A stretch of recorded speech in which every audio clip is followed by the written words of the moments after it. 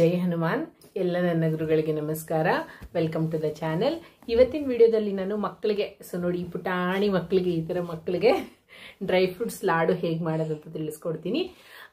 ತುಂಬಾನೇ ಎನರ್ಜಿ ಕೊಡುವಂಥ ಒಂದು, ಯಾಕಂದರೆ ಮಕ್ಕಳು ಇವಾಗ ಸಣ್ಣ ಪುಟ್ಟ ಮಕ್ಕಳು ಲಾಡುನ ಹಾಗೆ ಡ್ರೈ ಫ್ರೂಟ್ಸ್ನ ತಿನ್ನಿ ಅಂತಂದ್ರೆ ಖಂಡಿತವಾಗ್ಲೂ ಮಕ್ಕಳು ತಿನ್ನೋದಿಲ್ಲ.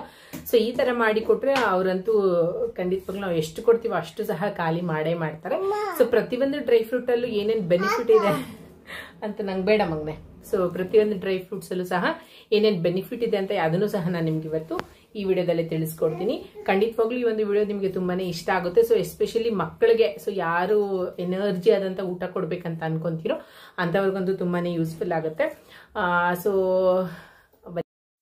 ವಿಡಿಯೋ ಸ್ಟಾರ್ಟ್ ಮಾಡೋದಕ್ಕೆ ಮುಂಚೆ ಫಸ್ಟ್ ಟೈಮ್ ನನ್ನ ಚಾನಲ್ ನೋಡ್ತಾ ಇದ್ದರೆ ಅಥವಾ ನೋಡದೆ ವಿಡಿಯೋ ಚಾನಲ್ನ ಸಬ್ಸ್ಕ್ರೈಬ್ ಮಾಡದೆ ನೋಡ್ತಾ ಇದ್ದರೆ ದಯವಿಟ್ಟು ಈಗಲೇ ಚಾನಲ್ನ ಸಬ್ಸ್ಕ್ರೈಬ್ ಮಾಡ್ಕೊಳ್ಳಿ.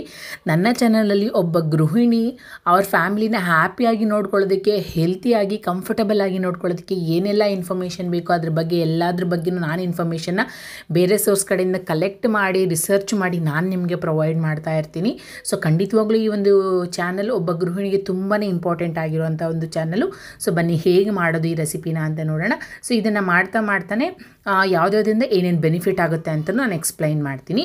ಸೊ ನೋಡಿ, ಫಸ್ಟ್ ನಾನಿಲ್ಲಿ ಸ್ವಲ್ಪ ತುಪ್ಪ ಹಾಕ್ಕೊಂಡು ಪಿಸ್ತಾ, ಬಾದಾಮಿ ಮತ್ತು ಗೋಡಂಬಿ, ದ್ರಾಕ್ಷಿ ಇವಾಗ ಬೇಡ ಆಮೇಲೆ ಹಾಕ್ಕೊಳ್ಳಿ, ಗೋಡಂಬಿ ಮತ್ತು ಕಡಲೆಬೀಜ, ಇಷ್ಟು 4 ಐಟಮ್ಸ್ನ ಫಸ್ಟ್ ಹಾಕ್ಕೊಂಡು ರೋಸ್ಟ್ ಮಾಡ್ಕೊಳ್ತಾ ಇದ್ದೀನಿ. ಸೊ ಫಸ್ಟು ನಾವು ಈಗ ಡ್ರೈ ಫ್ರೂಟ್ಸ್ ಅಂದ್ರೇ ನ್ಯೂಟ್ರಿಷನಲ್ ಪವರ್ ಹೌಸ್ ಅಂತಲೇ ನಾವು ಹೇಳ್ಬೋದು ಇದನ್ನು, ಡ್ರೈ ಫ್ರೂಟ್ಸ್ನ. ಓಕೆನಾ? ಸೊ ಒಂದೊಂದಾಗಿ ಏನೇನು ಬೆನಿಫಿಟ್ ಅಂತ ಹೇಳ್ತೀನಿ, ಯಾಕಂದರೆ ಬೆನಿಫಿಟ್ ತಿಳ್ಕೊಂಡ್ರೆ ನಮ್ಗೆ ಇನ್ನೂ ಹೆಚ್ಚಿನಾದಂಥ ಇಂಟ್ರೆಸ್ಟ್ ಬರುತ್ತೆ. ಕಂಪಲ್ಸರಿ ಇದನ್ನು ಮಕ್ಕಳಿಗೆ ನಾವು ಕೊಡಲೇಬೇಕು ಅಂತ ಹೇಳ್ಬಿಟ್ಟು. ಸೊ ಪಿಸ್ತಾಯಿಂದ ಏನು ಬೆನಿಫಿಟ್ ಆಗುತ್ತೆ ಅಂತಂದರೆ ಮಕ್ಕಳಿಗೆ ಕಣ್ಣಿಗೆ ತುಂಬಾ ಒಳ್ಳೆಯದು ಪಿಸ್ತಾ, ಐ ಕಾಂಟ್ಯಾಕ್ಟಿಗೆ. ಸೊ ಫ್ಯೂಚರಲ್ಲಿ ಐ ಇಶ್ಯೂಸ್ ಬರೋದಿಲ್ಲ ಮಕ್ಕಳಿಗೆ, ಸೈಟ್ ಇಶ್ಯೂಸು ಬರೋದಿಲ್ಲ, ತುಂಬಾ ಒಳ್ಳೆಯದು ಪಿಸ್ತಾ. ಸೊ ನೆಕ್ಸ್ಟ್ ಬಾದಾಮಿಗೆ ಬಂದರೆ ಒಳ್ಳೆ ಗಟ್, ಸೊ ನಮ್ಮ ಹೊಟ್ಟೆನ ಒಳ್ಳೆ ಹೆಲ್ತಿಯಾಗಿ ಮೇಂಟೈನ್ ಮಾಡುತ್ತೆ ಬಾದಾಮಿ. So next cashews. ಸೊ ನಮಗೆ ಗೋಡಂಬಿಗೆ ಬಂದರೆ ಇದು ತುಂಬಾ ಒಳ್ಳೆಯದು. ಏನಕ್ಕೆ ಅಂತಂದರೆ ಸ್ಕಿನ್ಗೆ ಮತ್ತು ಹೇರಿಗೆ ತುಂಬಾ ಒಳ್ಳೆಯದು.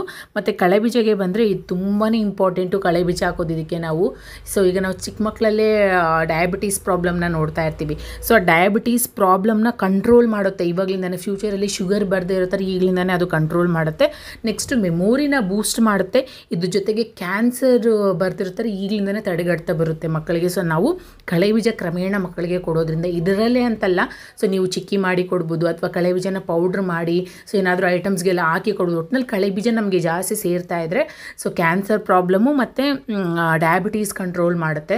ಸೊ ಮೆಮೊರಿ ಪವರ್ನು ಸಹ ನಮಗೆ ಇನ್ಕ್ರೀಸ್ ಮಾಡುತ್ತೆ ಇದು. ಸೊ ನೆಕ್ಸ್ಟ್ ಇದಾದಮೇಲೆ ನಾವು ಬರೋದಾದರೆ dry grapes. So dry grapes ನಮ್ಗೆ ಏನಕ್ಕೆ ಬೆನಿಫಿಟ್ ಆಗುತ್ತೆ ಅಂತಂದರೆ, ಈಗ ಕಫ ಆದಾಗ ಅನಿಮಿ ಆಗುತ್ತಲ್ವ, ಆ ಇದು ನಮಗೆ ಕಂಟ್ರೋಲ್ ಮಾಡುತ್ತೆ. ಜೊತೆಗೆ ಬೋನ್ಸ್ಗೂ ಸಹ ತುಂಬಾ ಒಳ್ಳೆಯದು ಡ್ರೈ ಗ್ರೇಪ್ಸು. ಇದಾದಮೇಲೆ ನೆಕ್ಸ್ಟ್ ಓಟ್ಸ್ಗೆ ಬಂದರೆ, ಓಟ್ಸು ನಮ್ಮ ಒಂದು ಡೈಜೆಷನ್ಗಿಂತ ಹೇಳಿದ್ರೆ ಕಾನ್ಸ್ಟಿಪೇಷನ್, ಒಂದು ಒಳ್ಳೆ ಡೈಜೆಷನ್ನ ಕೊಟ್ಟು ಕಾನ್ಸ್ಟಿಪೇಷನ್ ಆಗದೇ ಇರೋ ಥರ ನಮಗೆ ಓಟ್ಸು ನಮ್ಮನ್ನು ಕಾಪಾಡುತ್ತೆ. ಸೊ ನೆಕ್ಸ್ಟ್ ಮಕಾನ ಸೀಡ್ಸ್ಗೆ ಬಂದರೆ, ಮಕಾನ ನಮಗೆ ಹ್ಯುಮಿನಿಟಿನ ಬೂಸ್ಟ್ ಮಾಡುತ್ತೆ. ಸೊ ಒಳ್ಳೆಯಾದಂಥ ಇಮ್ಯುನಿಟಿ ಸಿಸ್ಟಮ್ನ ಮೇಂಟೈನ್ ಮಾಡುತ್ತೆ ಮಕ್ಕಳ ಬಾಡಿಯಲ್ಲಿ. ಮಕ್ಕಳಿಗಂತೂ ಹ್ಯುಮಿನಿಟಿ ಅನ್ನೋದು ತುಂಬಾ ಇಂಪಾರ್ಟೆಂಟು, ಯಾಕಂದರೆ ಆಲ್ರೆಡಿ ಅವ್ರಿಗೆ ಹ್ಯುಮಿನಿಟಿ ಪವರ್ ಕಡಿಮೆ ಇರುತ್ತೆ. ಸೊ ಈ ಥರ ಮಾಡೋದ್ರಿಂದ ಹ್ಯುಮಿನಿಟಿ ಸಿಸ್ಟಮ್ ಜಾಸ್ತಿ ಆಗುತ್ತೆ, ತುಂಬಾ ಒಳ್ಳೆಯದು. ಸೊ ಇಷ್ಟು ಬೆನಿಫಿಟ್ಸ್ ಇದೆ. ಸೊ ನೆಕ್ಸ್ಟ್ ಇದಕ್ಕೆ ನಾನು ಡೇಟ್ಸು ಸಹ ಆ್ಯಡ್ ಮಾಡಿದ್ದೀನಿ. ಡೇಟ್ಸಿಂದ ನಮ್ಗೆ ಏನೇನು ಬೆನಿಫಿಟ್ ಆಗುತ್ತೆ ಅಂತಂದರೆ, ಬ್ರೈನ್ ಡೆವಲಪ್ಮೆಂಟ್ಗೆ ತುಂಬಾ ಒಳ್ಳೆಯದು. ಸೊ ಶಾರ್ಪ್ನೆಸ್ ಜಾಸ್ತಿ ಆಗ್ತಾರೆ ಮಕ್ಕಳು. ಸೊ ಇಷ್ಟೆಲ್ಲ ಬೆನಿಫಿಟ್ಸ್ ಇದೆ ನಮಗೆ ಈ ಒಂದು ಡ್ರೈ ಫ್ರೂಟ್ಸಿಂದ. ಪ್ರತಿಯೊಂದು ಪಾರ್ಟ್ಗೂ ಬೆನಿಫಿಟ್ ಇದೆ. ಸೊ ಐಗೆ, ಸ್ಕಿನ್ಗೆ, ಹೇರ್ಗೆ, ಬೋನ್ಸ್ಗೆ, ಡೈಜೆಷನ್ಗೆ. ಸೊ ಮೇಯ್ನಾಗಿ ಡಯಾಬಿಟೀಸ್ನ ಕಂಟ್ರೋಲ್ ಮಾಡುತ್ತೆ, ಮೆಮೊರಿ ಪವರ್ಗೆ, ಇಮ್ಯುನಿಟಿಗೆ, ಕಾನ್ಸ್ಟಿಪೇಷನ್ಗೆ, ಬ್ರೈನ್ ಡೆವಲಪ್ಮೆಂಟ್ಗೆ, ಎಲ್ಲದಕ್ಕೂ ಸಹ ತುಂಬಾ ಒಳ್ಳೆಯದಾದಂಥ ಬೆನಿಫಿಟ್ ಇದರಿಂದ ನಮಗೆ ಸಿಗುತ್ತೆ. ಸೊ ಈ ಥರ ಒಂದು ಮಕ್ಕಳನ್ನ ನಾವು ಇಷ್ಟೆಲ್ಲನೂ ಒಂದೇ ದಿವಸ ನಾವು ಕೊಡೋಕ್ಕಾಗುತ್ತೆ ಮಕ್ಕಳಿಗೆ. ಪಿಸ್ತಾ ಎಲ್ಲ ಇಷ್ಟು ಐಟಮ್ಸ್ ಇವಾಗ ಹಾಕಿದ್ದೀನಲ್ಲ, ಒಂದೇ ಸತಿ ಕೊಟ್ಟರೆ ಮಕ್ಕಳು ತಿಂತಾರೆ, ಖಂಡಿತವಾಗ್ಲೂ ತಿನ್ನೋದಿಲ್ಲ. ಸೊ ಇದನ್ನು ಈ ರೀತಿ ನೀವೆಲ್ಲ ಮಿಕ್ಸ್ ಮಾಡಿ, ಪೌಡ್ರ್ ಮಾಡಿ, ಉಂಡೆ ಮಾಡಿ, ತುಪ್ಪ ಹಾಕೋದ್ರಿಂದ ಇನ್ನೂ ಹೆಚ್ಚಾದಂಥ ಎನರ್ಜಿ ಸಿಗುತ್ತೆ ಅಲ್ವಾ. ಸೊ ಈ ಥರ ಕೊಡೋದ್ರಿಂದ ಖಂಡಿತವಾಗ್ಲೂ ಮಕ್ಕಳಂತೂ ತುಂಬಾ ಇಷ್ಟಪಟ್ಟು ತಿಂತಾರೆ. ಜೊತೆಗೆ ಹೆಲ್ತಿಯಾಗಿರೋದನ್ನ ನಾವು ಕೊಡ್ತಾ ಇದ್ದೀವಲ್ವ ಮಕ್ಕಳಿಗೆ. ಸೊ ಇದನ್ನು ಫಸ್ಟ್ ಹೇಗೆ ಗ್ರೈಂಡ್ ಮಾಡ್ಕೊಬೇಕಂತ ತಿಳಿಸ್ಕೊಳ್ತೀನಿ. ನೋಡಿದ್ಮೇಲೆ ಇಷ್ಟು ರೋಸ್ಟ್ ಮಾಡ್ಕೊಳ್ಳಿ. ಸೊ ಡ್ರೈ ಗ್ರೇಪ್ಸ್ನ ರೋಸ್ಟ್ ಮಾಡಿ ಸೈಡಲ್ಲಿ ಇಟ್ಕೊಳ್ಳಿ. ಸೊ ಫಸ್ಟು ಈ ಐಟಮ್ಸ್ನ ಮಾತ್ರ ಪೌಡ್ರ್ ಮಾಡ್ಕೊಳ್ಳಿ. ಯಾವ್ಯಾವ ಐಟಮ್ಸ್ ಅಂತ ಅಂದರೆ ಪಿಸ್ತಾ, ಬಾದಾಮಿ, ಗೋಡಂಬಿ, ಓಟ್ಸು ಮತ್ತು ಮಕಾನ ಸೀಡ್ಸು ಮತ್ತು ಕಳೆ ಬೀಜ ಇಷ್ಟನ್ನು ನುಣ್ಣಗೆ ಪೇಸ್ಟ್ ಮಾಡ್ಕೊಳ್ಳಿ, ಗ್ರೈಂಡ್ ಮಾಡ್ಕೊಳ್ಳಿ. ಏನಕ್ಕೆ ಇದನ್ನ ಫಸ್ಟ್ ಗ್ರೈಂಡ್ ಮಾಡ್ಕೊಬೇಕು ಅಂತ ಅಂದರೆ ಡೇಟ್ಸು ಮತ್ತು ಡ್ರೈ ಗ್ರೇಪ್ಸ್ನ ನೀವು ದ್ರಾಕ್ಷಿನ ಇದರಲ್ಲೇ ಹಾಕ್ಬಿಟ್ರೆ ಒಣ ದ್ರಾಕ್ಷಿನ ನುಣ್ಣಕ್ಕೆ ಪೌಡ್ರ್ ಆಗೋಲ್ಲ ಇದು. ಸೊ ಫಸ್ಟ್ ಇದನ್ನು ಪೌಡ್ರ್ ಮಾಡಿಕೊಂಡು ಆಮೇಲೆ ಡ್ರೈ ಗ್ರೇಪ್ಸ್ನ ಮತ್ತು ಡೇಟ್ಸ್ನ, ಸೊ ನಾನಿಲ್ಲಿ ಒಂದು 20 ಡೇಟ್ಸ್ನ ತೊಗೊಂಡಿದ್ದೀನಿ. ಇದ್ರ ಮೆಷರ್ಮೆಂಟ್ಗೆ 20 ಡೇಟ್ಸ್ನ ತೊಗೊಂಡಿದ್ದೀನಿ. ಎಲ್ಲನೂ ಈಕ್ವಲ್ ಮೆಷರ್ಮೆಂಟಲ್ಲಿ ತೊಗೊಳ್ಳಿ. ಸೊ ಡೇಟ್ಸ್ ಮಾತ್ರ ಸ್ವಲ್ಪ ಜಾಸ್ತಿ ತೊಗೊಳ್ಳಿ, ಯಾಕಂದರೆ ಇದು ನ್ಯಾಚುರಲ್ ಸ್ವೀಟ್ನೆಸ್ ಕೊಡ್ತಾ ಇದ್ದೀವಿ ನಾವು ಮಕ್ಕಳಿಗಲ್ವಾ, ಅದಕ್ಕೋಸ್ಕರ ನ್ಯಾಚುರಲ್ ಸ್ವೀಟ್ನೆಸ್ ಕೊಡೋದ್ರಿಂದ ನಾವು ಯಾಕಂದರೆ ಶುಗರ್ ಅದೇನು ಆ್ಯಡ್ ಮಾಡ್ತಾ ಇಲ್ಲ, ನಾವು ಹೆಲ್ದಿಯಾಗಿ ಮಾಡ್ತಾಯಿದ್ದೀವಿ, ಅದಕ್ಕೆ ಸ್ವಲ್ಪ ಡೇಟ್ಸ್ ಜಾಸ್ತಿ ಹಾಕ್ಕೊಳ್ಳಿ.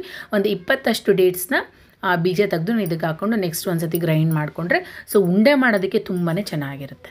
ಅದಕ್ಕೋಸ್ಕರ ಇದನ್ನ ಲಾಸ್ಟಲ್ಲಿ ಹಾಕ್ಕೊಬೇಕು.